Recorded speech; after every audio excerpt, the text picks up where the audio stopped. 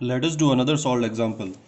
Let us say that this system is given to us where a capacitor is connected on one side, one plate of the capacitor is connected to a rigid support or a wall, and the other plate of the capacitor is again connected to a rigid wall but through a via a spring. Let us say that the spring constant is K, and then the system is connected to a battery of potential V via a switch S. Now let us say um, that the separation between the plates is D and the area of the plate is A, and we are required to find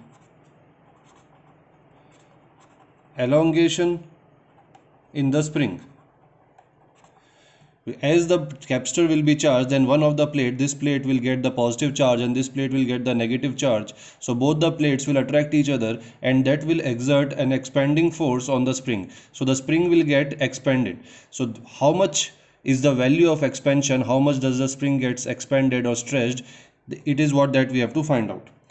Now, for equilibrium state, when the capacitor reaches its steady state, when the battery supplies all the charge here and the capacitors become saturate and they acquire the steady state, then in that case, let us say that the charge on the capacitor be Q. Now Q will be equal to CV, or we can put the value of C in the form of A epsilon naught upon D into V. Now the left plate will experience a force because of the spring in this direction and because of this plate in this direction. Now this plate is attached to a rigid wall, so we will assume that this plate cannot move. So the right plate will attract the left plate towards itself, and because of that the spring will try to force the left plate to come back in this direction.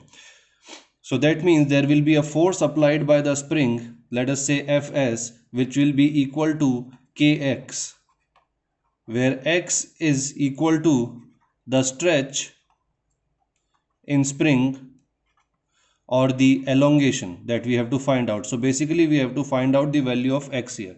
So the force applied by the spring will be Fx, and the force applied by the other plate will be given by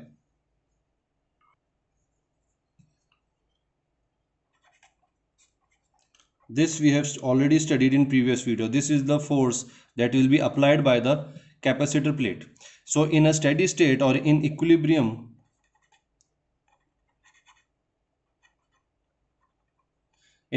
condition, both the forces should be equal. So that is, the spring force must be equal to the force in between the capacitors, or if we substitute the value, Kx will be equal to Q square upon 2 epsilon naught A. Now if we substitute the values here, if we substitute this value of Q here, then the expression that we will get will be